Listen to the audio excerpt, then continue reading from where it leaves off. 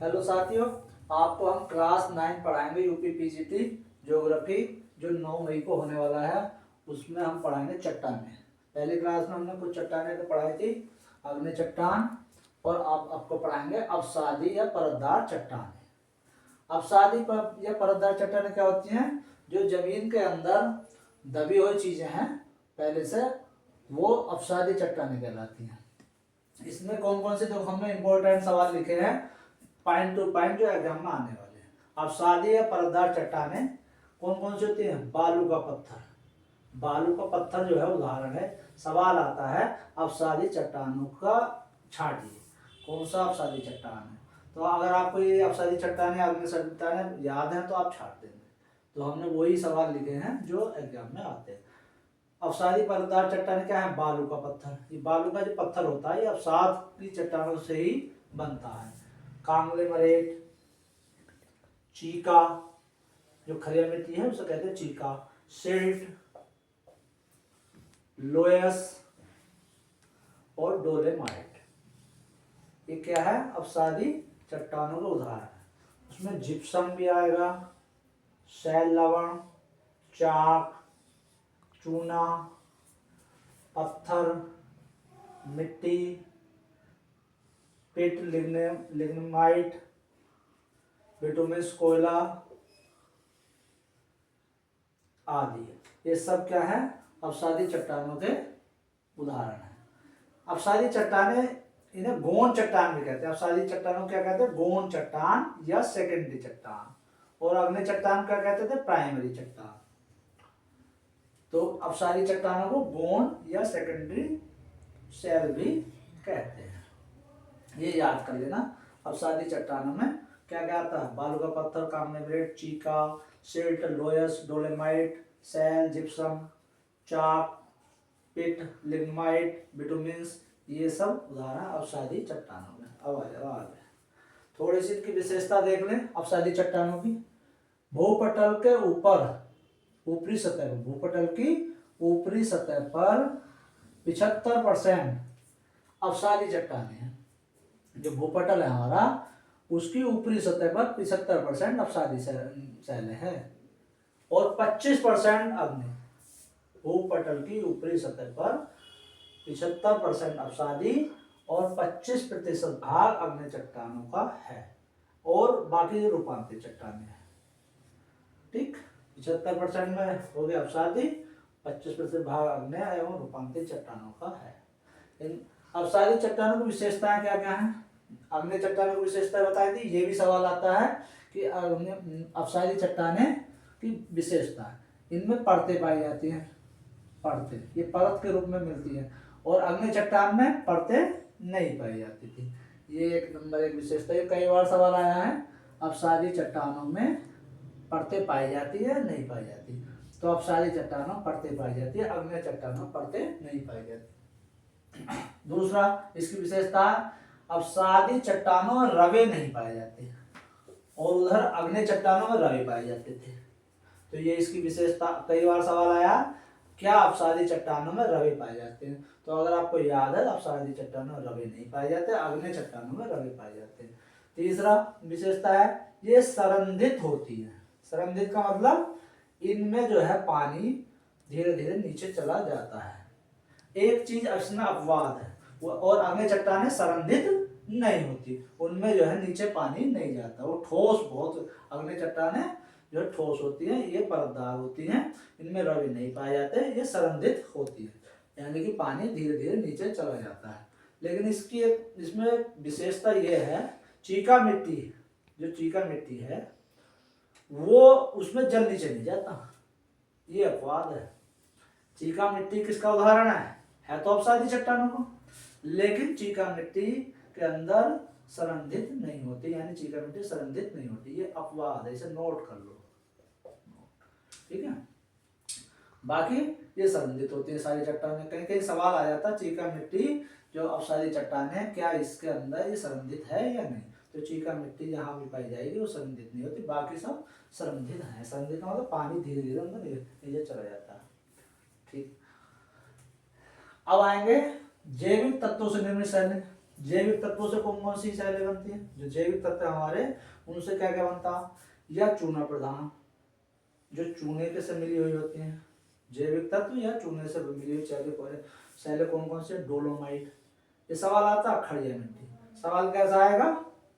सवाल आएगा उसमें देखें खड़िया मिट्टी या डोलोमाइट, कुछ भी दिया जाएगा, पूछेंगे ये अग्नि चट्टान है जैविक या कैसी चट्टान है, जैविक है या कैसी। तो अगर आपको याद है तो खड़िया मिट्टी जैविक तत्वों से मिलकर बनती है और डोलोमाइट भी जो है जैविक तत्वों से मिलकर बनती है। ठीक है। कार्बन प्रधान सैलें, कार्बन तो आप जानते हैं, जितना भी कोयले हैं वो सब कोयला में कार्बन प्रधान सैलें हैं। कोयले 4 प्रकार का है कार्बन प्रधान सैलें कौन कौन सी? पिट, लिग्नाइट, बिटुमिन्स और एंथ्रासाइट। ये तो आप जानते हैं कि ये कोयले के प्रकार हैं। कोयले 4 प्रकार के होते हैं, पिट, लिग्नाइट, बिटुमिन्स और एंथ्रासाइट। ये सबसे खराब कोयला है, इसमें कार्बन की मात्रा सबसे कम, उसमें उससे कम, उसमें इससे ज़्यादा, इसमें सबसे ज़्यादा। कभी कभी ये सवाल आता है कार्बन की मात्रा किसमें सबसे ज़्यादा होती है, तो आप लिखेंगे एंथ्रासाइट। और सबसे कम कितनी किसमें होती है कार्बन की मात्रा? पिट में। ठीक है। ये सवाल भी कई बार एग्जाम में आया है, कार्बन की मात्रा सबसे ज्यादा किसमें होती है? एंथ्रासाइट में। सबसे कम कितने होती है? पिट में। रासायनिक तत्वों से मिलकर निर्मित सैल।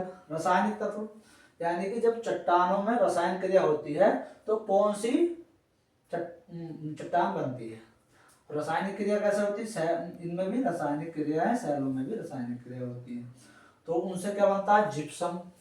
जिप्सम जो है हमारा, ये रासायनिक क्रिया से बना हुआ सैल है।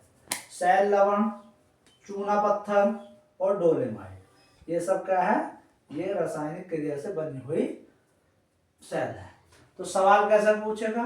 रासायनिक तत्वों से निर्मित सैल छटवाएगा, आपको दे देगा अलग अलग। और अगर आपको याद है तो जिप्सम जो है रासायनिक तत्व से निर्मित सैल है, और चूना प्रधान भी रासायनिक तत्व से, और डोलोमाइट भी। ठीक है। ये कार्बन प्रधान है, ये जैविक प्रधान है।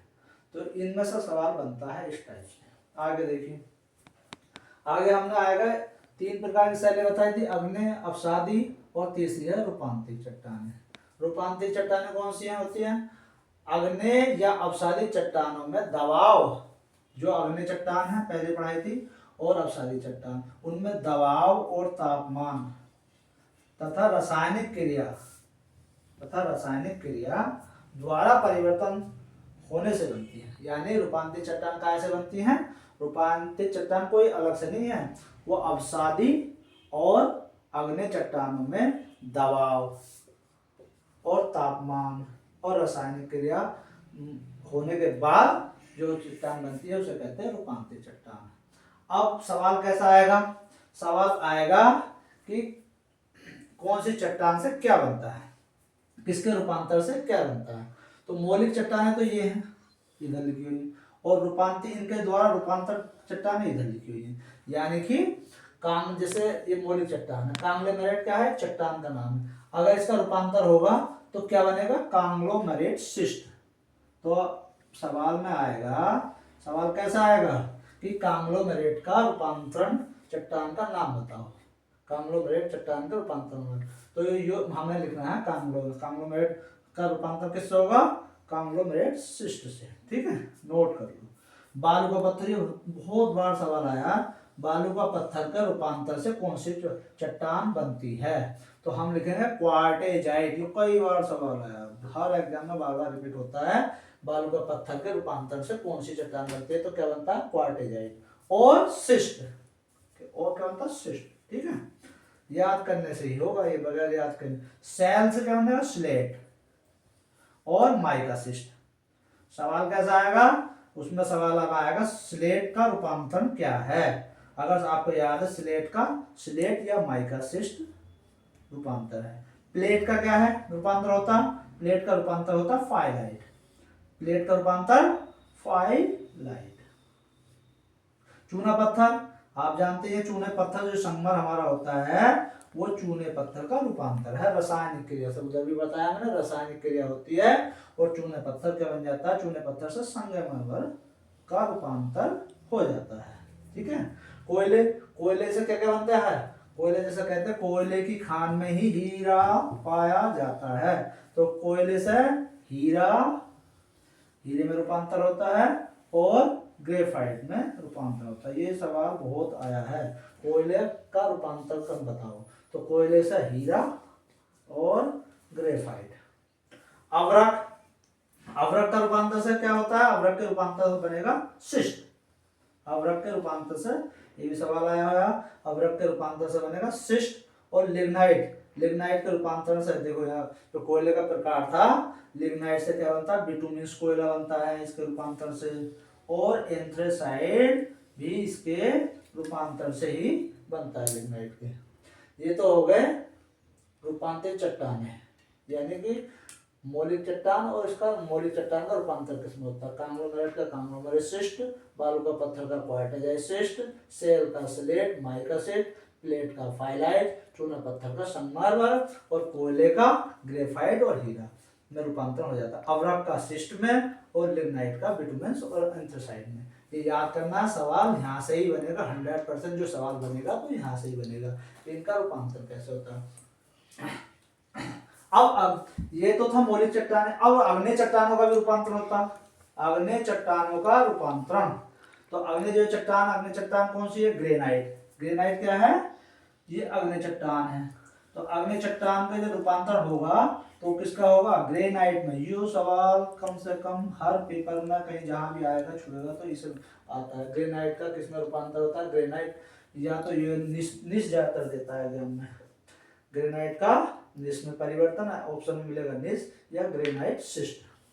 अब बेसाल्ट का रूपांतर किसमें होगा, बेसाल्ट का शिस्ट में या एम्फीबोलाइट में, एम्फीबोलाइट, ठीक है, बेसाल्ट का शिस्ट में या एम्फीबोलाइट में। रोलाइट का किसमें होगा, रोलाइट का होगा शिस्ट में रूपांतर, रोलाइट का रूपांतर होगा शिस्ट में। ग्रेवो का रूपांतर होगा सर्पेंटाइन में, ग्रेवो का रूपांतर होगा सर्पेंटाइन में। ये याद करने हैं। फिलाइट का रूपांतर अवरक में, ये बहुत बार सवाल आया है कि ये अग्नि चट्टानों का रूपांतर है, अग्नि चट्टानों का भी रूपांतर होता है। ग्रेनाइट का ग्रेनाइट शिस्ट या निस में, बेसाल्ट का शिस्ट में, एम्फीबोलाइट में, राइलाइट का शिस्ट में, ग्रेवो का सर्पेंटाइन में, फेल्साइट का अवरक में।